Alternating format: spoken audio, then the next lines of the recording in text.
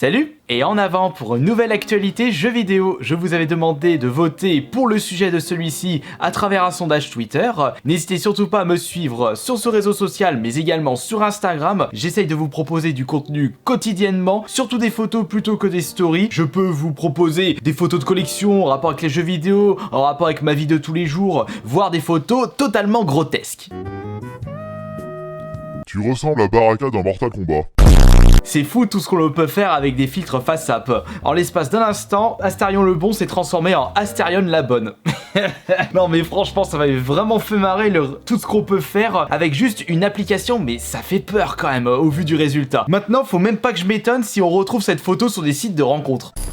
Si vous aussi vous trouvez qu'Astarion la Bonne porte bien son nom, vous n'avez juste qu'à lâcher le petit like sur cette vidéo. Ouais mais je suis un petit peu nul, c'est même pas le sujet de celle-ci. Nous allons parler d'une actualité qui a fait pas mal parler d'elle, le clap de fin de Mixer, qui est un service de streaming créé par Microsoft en 2016. Ça fait déjà un petit paquet d'années, mais on va dire que sa création, et même durant la totalité de sa durée de vie, très peu de personnes en ont entendu parler. Ce sont surtout les possesseurs de la Xbox qui en ont pas mal entendu parler. Il y avait aussi le rachat des gros streamers Twitch pour des contrats d'exclusivité sur Mixer qui a donné un coup de boost en publicité pour Mixer, mais ça on va y revenir après. De mon côté, c'est pour cela que je peux me permettre de vous proposer une petite vidéo parce que j'ai pu tester le service Mixer. Je l'avais testé lorsque j'avais pu enfin obtenir la fibre chez moi. Je me souviendrai tout le temps, c'était le 1er août 2018. Ah, ça fait déjà bientôt 2 ans que je possède la fibre. Et bientôt 2 ans que je vous propose un maximum de live. Et surtout sur Twitch. Enfin, sur Twitch depuis octobre 2018. J'avais testé un petit peu Mixer ainsi que YouTube. Le problème de YouTube, il y a beaucoup de monde, il y a beaucoup de flux, mais l'espace des commentaires, le chat, c'est limite Bagdad, c'est un no man's land tellement c'est le bordel. Pour Mixer, eh bien, le problème c'est que l'application mobile buguait pas mal et il y avait que très peu de trafic. J'avais comme l'impression que tout le monde s'en branlait de ce service de streaming. Mais je me souviendrai tout le temps de mes débuts sur Mixer et je vous avais même proposé des vidéos où j'avais carrément intégré le chat en direct de Mixer. Alors vous désirez que j'aille où? Il y a Tilted, Retailer, bon, c'est bon. Ils veulent que j'aille tous à Tilted. Ah, il y en a 2-3 qui veulent que j'aille à la ville de la tomate. Pardon, le temple de la tomate. Et justement, les plus anciens d'entre vous me suivaient déjà sur Mixer en 2018. Je pense bien entendu à Patapon, il y avait Aka, Strike, Quentin Spider, Jimbo et d'autres personnes. Mais on peut pas vraiment dire que c'était un service de streaming qui générait beaucoup de trafic.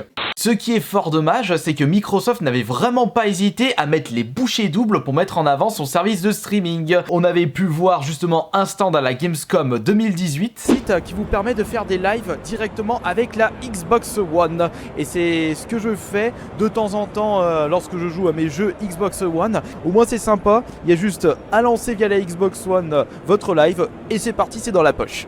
Il était constamment mis en avant dans l'interface Xbox. Je me souviens que dans le bouton d'accueil, lorsque vous voulez aller dans la boutique de l'interface, vous passez automatiquement sur l'onglet Mixer avec justement les jeux les plus populaires, les streamers du moment, et c'était vraiment un bon moyen pour les personnes qui n'avaient pas du tout de réseau d'avoir un petit coup de boost, voire un gros coup de boost, une bonne publicité de la part de Microsoft si vous utilisez Mixer. Mais encore une fois, malheureusement, cette mise en avant était vraiment pour les viewers qui regardaient directement de la Xbox. Étant donné que cette console ne marche pas vraiment en France, je pense que finalement vous étiez vraiment moins mis en avant que si vous passez sur YouTube et surtout sur Twitch. Et bien entendu, et c'était le plus gros coup de pub de la part de Mixer, il s'agissait bien entendu des contrats d'exclusivité pour les plus gros streamers. Microsoft n'avait pas hésité à allonger les billets pour signer des contrats de partenariat exclusifs avec les plus gros streamers de Twitch. Avec l'exemple le plus connu, enfin je crois qu'il y avait 2 exemples finalement. Enfin, j'en sais rien pour la suite. L'exemple le plus connu, c'est Ninja, avec, selon les estimations et selon ce que j'ai pu trouver sur internet, un contrat d'environ 50 millions de dollars. Et Shrod, lui, il avait eu un contrat d'environ 10 millions de dollars. Mais malheureusement, étant donné que Mixer va fermer ses portes le 22 juillet, eh bien, ce contrat est devenu caduc. Enfin, par rapport à l'exclusivité, parce que Ninja et Shroud, eux, ils ont déjà touché leur chèque. Ce qui signifie que du côté de Ninja, sachant qu'il n'a même pas passé une année entière sur Mixer, alors on va arrondir à 300 jours de diffusion exclusive sur Mixer. Son contrat était de 50 millions de dollars. Bon, après, là, il faut voir si c'est vrai ou pas. On va dire 50 millions pour 300 jours. Ce qui signifie qu'il a touché environ 180 000 dollars par jour. C'est plus que l'OP Red Shadow Legends de Sardoche. Malgré toutes les bonnes intentions et l'investissement fait par Microsoft, la sauce ne prend pas et ils ont souhaité stopper les dégâts. Il n'y a qu'à voir les chiffres de streaming durant la période de confinement par rapport à 2019 et il n'y a pas photo. Si on compare Mixer par rapport à ses concurrents, Twitch avait fait un bond de 100%, YouTube c'était plus 65%, et du côté de Facebook Gaming, bah, ça a fait un gros bond aussi de leur côté, mais il n'y avait personne, donc le bond en pourcentage, il était énorme de ce côté-là. Et du côté de Mixer, je crois que ça avait... Ils n'étaient pas dans le négatif, heureusement, mais il y avait limite pas d'amélioration, je crois que c'était 0,2%, 0,3%, ce qui est vraiment misérable, surtout qu'en plus, durant le confinement, bah, beaucoup plus de personnes passaient leur temps sur internet, à regarder des streamers, le flux et le nombre de spectateurs, le nombre d'heures visionnées sur les plateformes de streaming durant le confinement par rapport à 2019, il avait carrément doublé, et du côté Mixer, bah, rien du tout. Là, ça. Et en plus, il y avait Ninja qui était dessus et idem pour Shroud. Non, la sauce n'a vraiment pas pris. On ferme les vannes, on stoppe les dégâts. Mais afin de limiter la casse, Microsoft a décidé de devenir partenaire avec Facebook Gaming qui eux aussi proposent un service de streaming.